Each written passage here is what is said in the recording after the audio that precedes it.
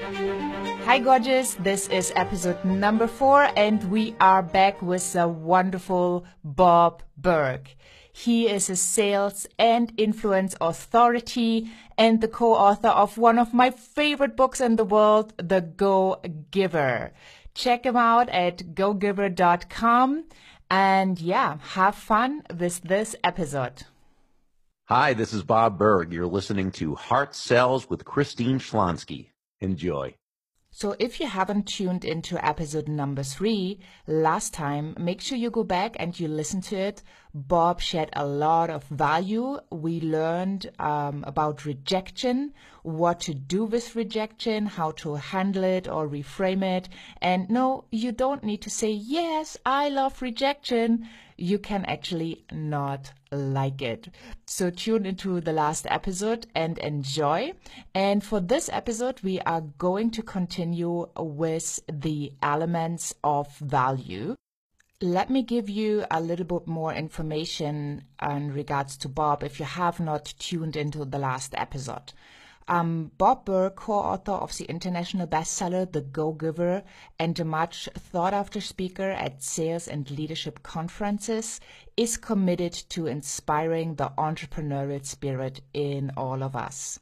He shows that companies, both large and small, that conduct their business the Go-Giver way are not only of much greater value to their customers, they are also significantly more functional and profitable as well.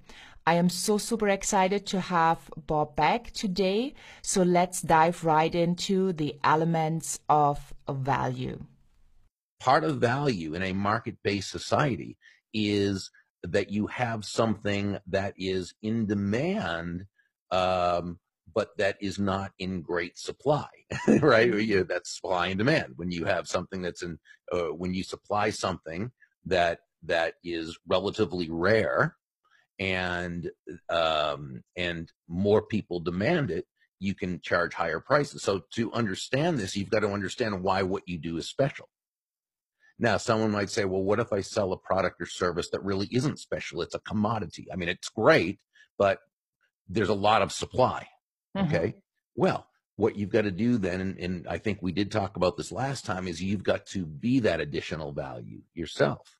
You've got to communicate that through what we call the elements of value: excellence, consistency, attention, empathy, appreciation. You make the entire experience so immense that you're bringing such additional value. But it can be difficult to ourselves without help to really, again, see and understand the value we provide. That's why someone like yourself, Christine, you're so important, because you are able to coach people and to provide them that advice. You're someone who cares about them, yet you're not so emotionally involved with them, right, that you can't really see the forest for the trees as well. Okay. Instead, you're enough removed as a professional that you can see where their strengths are, where some maybe weaknesses are that need to be improved in order to bring additional value, but where they can lead with their strengths, charge higher prices, and feel really good about what they're doing, and of course have a lot of happy customers and clients. Yeah, I so agree. You said something in the last interview that money is the echo of value. Right. And I think that's just so perfect for the conversation we're having right now. Because, receiving money, accepting money is also for some people an issue. Like they then feel bad. Well, now I ask for the sale. Somebody said yes, which is amazing. And they paid as well what I asked. So now there might be a little strange feeling. So how could people get around this and make sure that they feel good with it? Because if they don't, the customer might notice this. Well, this is where law number 5 from the Go-Giver comes in, the law of receptivity, which says the key to effective giving is to stay open to receiving. It's understanding a very simple concept that as human beings, we breathe out and we also breathe in. It's not just one or the other, right? We breathe out carbon dioxide, but we also breathe in oxygen. Our carbon dioxide that we breathe out feeds the plants, the trees, all the vegetation, right? And they take in that carbon dioxide, they breathe out oxygen, we breathe in oxygen, that feeds us. We all feed each other. It's a real ecosystem, but it's giving and receiving and giving and receiving and giving and receiving.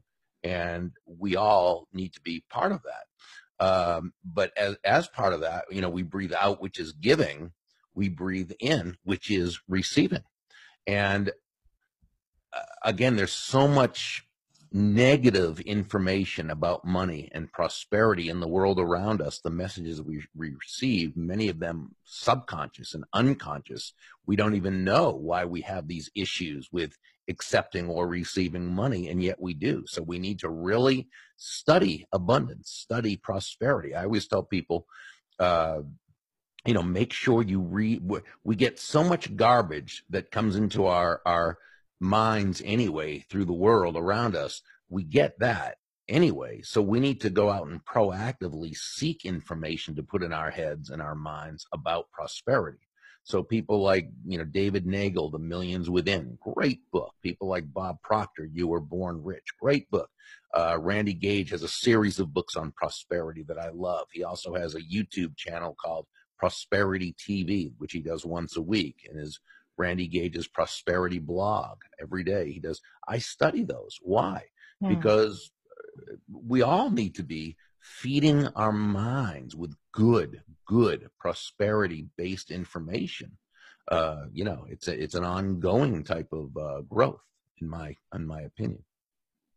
So did you notice when you started to feed your mind, because so many people are not really aware that they can change their thoughts, because they change their thoughts, they can change their emotions, with that they change their actions. So they're not really aware. So do you recall when you changed or thought more about prosperity and about maybe the hidden beliefs? Yeah. Did you notice that also in your sales that there was a difference? Yeah, when I first got into sales, and I read the first couple of books on selling, which helped as far as the mechanics went in terms of sales. But I also very quickly realized, and this was told in the books that I was reading, that I also had to start working on myself from the inside, right? We feed our vibes, we feed our brains with the positive materials, and then it manifests in outward success. And I'm not talking just motivation, you know, rah, you can do it. No, that's fine for what it is, but I'm talking about information, right? Yeah. So I started reading books, you know, like How to Win Friends and Influence People, the Science of Getting Rich by oh my goodness, I can't, the Science of Getting Rich by Wallace Wattles, but I was also thinking The Magic of Thinking Big by Dr. David Schwartz. Wonderful books. As a Man Thinketh by James Allen. One that I read early on that really made a huge difference for me, because it was all about how the mind works from a set of belief systems that we're not even aware that we have, and yet we're always headed toward them, is the book Psycho-Cybernetics, written in 1960 by published in 1960, written by Dr. Maxwell Maltz. So these are all books that, you know, that got me started in terms of real personal development. Again, building myself up from the inside out. Yeah. Well, you know, one book in particular that got me started was The Go-Giver. Wow. Written by you and John David Mann. So guys, go to gogiver.com. And Bob has a free chapter of this book, so you can get a feel of it. And I highly recommend the whole series. I have the whole series on my bookshelf, and it is amazing. And it gave me permission to be more myself and to be open to connecting people, even if I didn't see that the company I used to work for would profit from it. So that was really, really key. And you yourself have another really great book with going from referrals to Yeah, can you help endless me with the referrals. title? Endless referrals, Endless network your referrals. everyday contacts into sales. That was my first big selling book. That was written, actually first came out in the mid 90s, and we've had a couple of incarnations of it, I guess, the last one in 2005. But that was written right before social media really came into play. Mm. So the publisher of that book would like me to update that again and do a fourth revised version. And so thinking about doing that, might do that. Yeah, that would be a great idea, because I think it's so important that people understand the power of relationship, Yeah. especially, when you are not in an abundant mindset, and you are in lack and scarcity, and you don't really know where your next clients are coming from. It's kind of you shutting down, and you only focus on getting money in. But when you actually can use the power of relationships, when people refer you, your clients, and you have an open mind, and you are there to give, then things will change. That's why it's so important.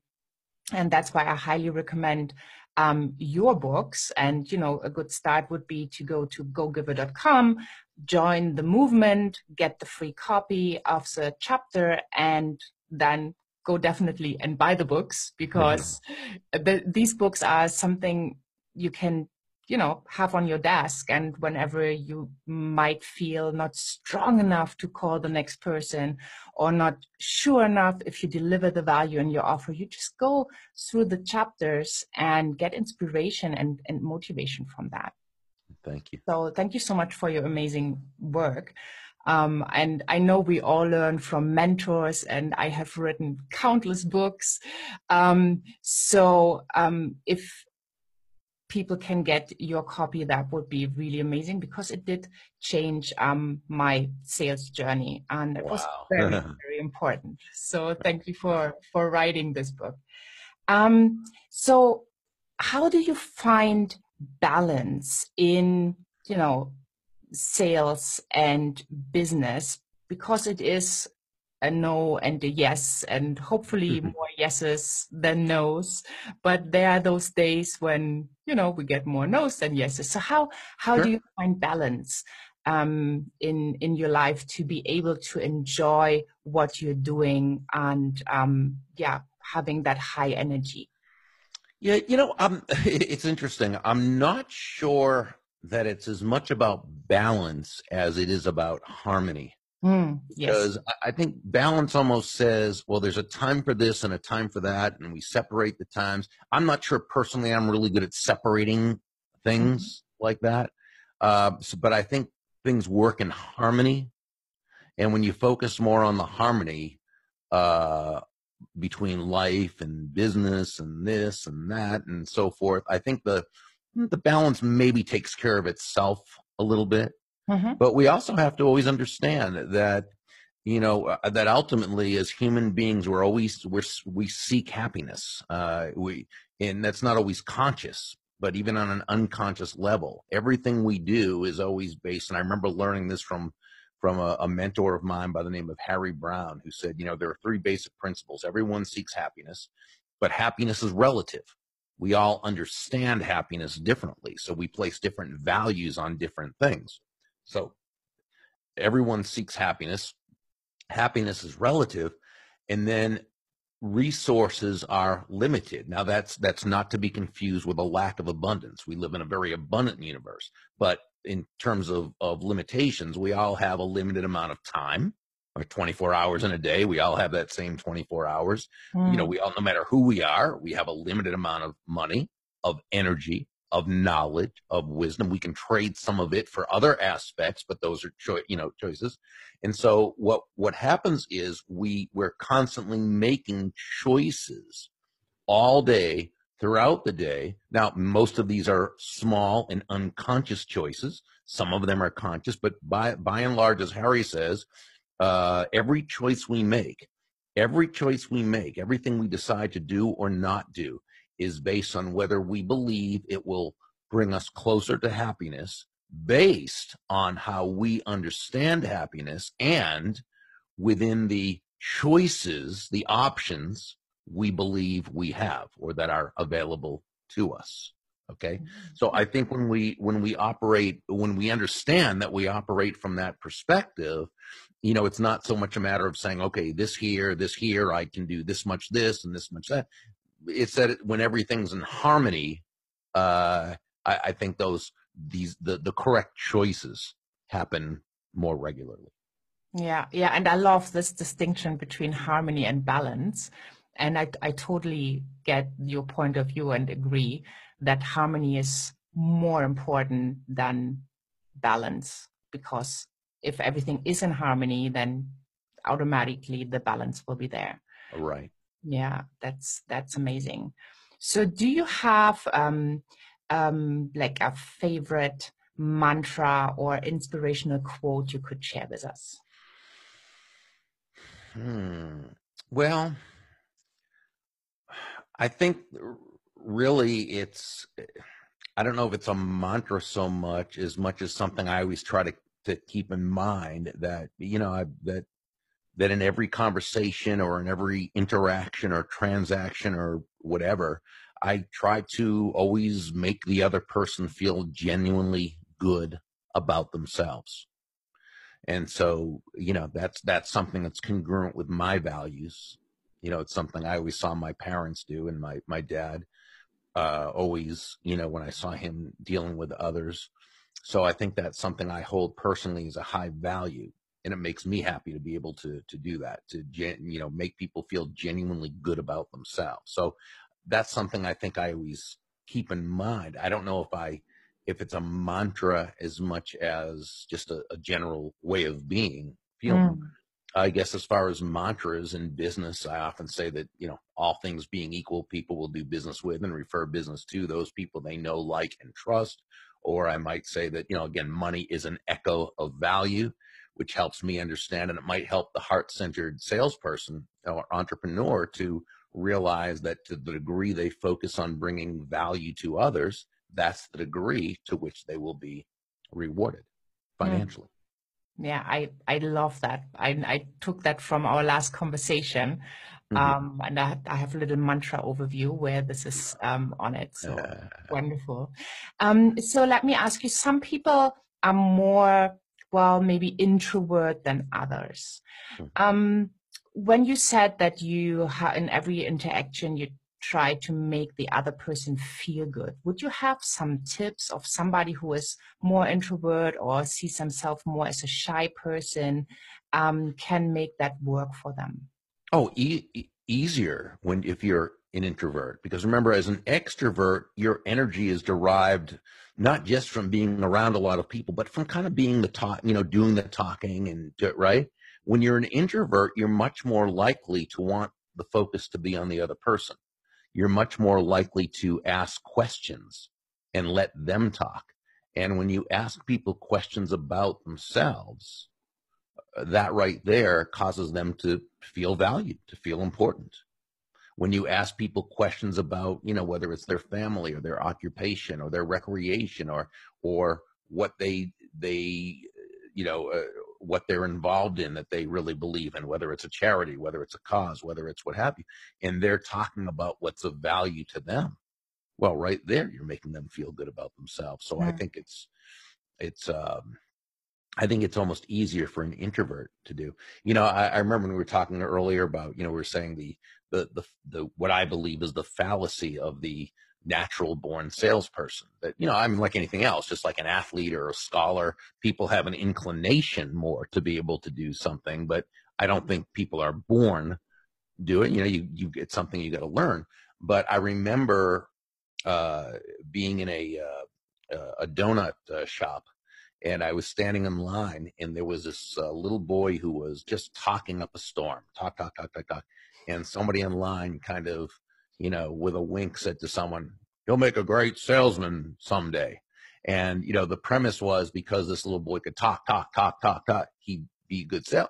Well, it's just the opposite. Could that little boy ever be a great salesperson one day? Oh, sure he could, but only if he's willing to lose that gift of gab that people talk about, right? Great salespeople are not big talkers. Great salespeople tend to be great listeners. They ask questions and they listen while the other person tells them what they need, what they want. Now they ask the right questions in order to help that person to be able to provide the information that will help the salesperson to help that customer. But being a talker, or what we call, I don't know if you have the saying in your country, the gift of gab. They say the gift of gab is something that, when someone just talk and talk and talk, and that makes for a good salesperson. But that's actually, not what makes a good salesperson. A gift of gab is not a gift when it comes to sales. The gift is being able to stop talking and start listening. Yeah, people want to be heard and understood. Right. So if you open that space and you ask a question and you listen, you get amazing answers. And maybe because we're talking just about the gap right now, when people say the investment or the price in a conversation, that they then be quiet afterwards, so the person can think, right? Sure. Well, when you say the price, or the fee or what have you, hopefully by the time you've said it, you've built up sufficient value in that person's mind so that they see the price being here. I'm holding my hand up as we're talking to just about my chin, but they see the value being here, and I'm holding my hand up way above my head, right? Yeah. So if the value is in that, remember, value is always in the eyes of the beholder. It's what they believe is of value, not what we believe is of value. But if your prospective customer sees the value as being very high and the price being lower, well, they're going to buy. If they see the price being higher than the value that they perceive, they're not going to buy. So that's why it's so important that when you do your discovery with that person, that you ask the right questions and then listen so that you can know what this person is looking to accomplish, how they can be helped through your product or service. And only when you know what they need, want, desire, what problems they have to be solved, only then can we match the benefits of our product or service with their goals. Yeah. Oh, so beautiful said. And then when we make that invitation and we give them the price/investment, it's really important to be quiet for a moment so they can think and they have the opportunity to say yes. Sure. Right? And the question that you ask doesn't have to be any kind of slick or clever question. You just ask, would you like to go ahead and get started? Or, depending upon what you do, Really, it's easy. Simple. And then just like you said, let them answer, Yeah. Don't start justifying, your price. Just ask the question, would you like to get started? And just stay there and just be calm in the silence. Let them think. Don't try and justify no. And then if they have a question about it, they'll ask or whatever. And if not, they'll say, sure, let's go ahead. Yeah. Wonderful. Well, thank you so much, Bob. This was such a valuable, amazing interview. And I'm so excited for our listeners to get that much value. So are there any last words you would like to share with us? I think it really comes down to, and this is something that the people who follow you, the heart-centered sales people and entrepreneurs, something they already do, and that is just always be asking yourself, how can I bring value to another human being? And then when you do that, everything else will come along with it. And then be willing to receive the abundance that you have earned through the value that you've provided. Gorgeous. What an interview. I always love speaking to Bob. He is so inspiring and loving, heart-centered, and he knows how business works. He knows how sales works. So it's always so much fun. If you want to know more, just check out thegogiver.com. If you are interested in listening to more of Bob, I also have interviewed him for my Sales Mentality Makeover Masterclass. Come on over to my page, christineschlonski.com, and check it out over there. And for today, here's again my invitation to change your sales mindset into a sales success mindset by actually using sales journaling prompts. And what are sales journaling prompts? Well, it's basically what you tell yourself to shift your mindset. So instead of saying, well, sales is hard, sales always feels sleazy or pushy, you just start shifting your mindset.